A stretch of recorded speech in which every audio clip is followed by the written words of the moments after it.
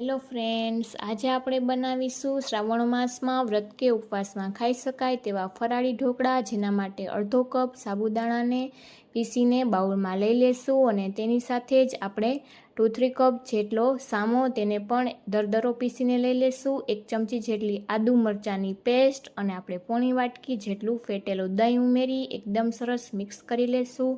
થોડું પાણી ઉમેરી બેટર તૈયાર કરી 15 મિનિટ રેસ્ટ થવા દેશું અને ત્યારબાદ આપણે પ્લેટને તેલથી ગ્રીસ કરી લેશું અને તૈયાર કરેલું બેટર ઉમેરી ઉપરથી કાળા મરીનો પાવડર અને લાલ મરચું પાવડર ઉમેરી દઈશું અને 15 મિનિટ જેવું આપણે ઢોકળાને સ્ટીમ થવા માટે રાખી દઈશું. તો 15 મિનિટ બાદ આપણે તેને ચેક કરી લેશું.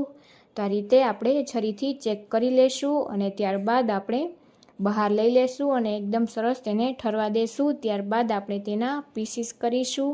તો આ રીતે આપણે તેના ચોરસ પીસીસ કરી લેશું અને ત્યારબાદ આપણે તેનો વઘાર કરવા માટે પેનમાં 1 પાવરા જેટલું તેલ ગરમ કરવા મૂકીશું. તેલ એકદમ સારી રીતે ગરમ થઈ જાય ત્યારબાદ આપણે તેમાં અડધી ચમચી જેટલું જીરું ઉમેરી દઈશું.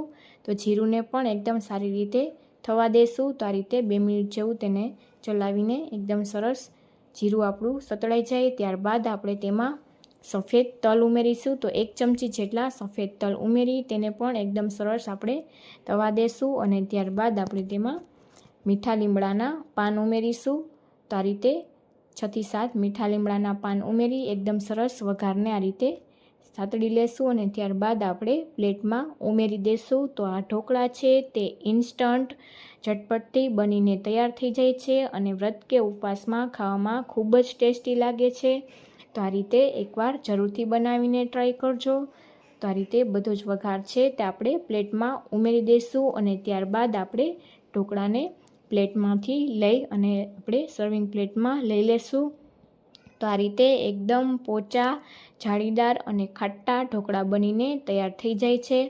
તો આપણે આ રીતે બધો જ વઘાર ઉમેરી હવે આપણે તેના પીસીસ કરી લેશું. તમે આ ઢોકળાને ફરાળી ગ્રીન ચટણી સાથે પણ ખાઈ શકો છો અથવા તો ચા સાથે પણ ખાવામાં ખૂબ જ ટેસ્ટી લાગે છે.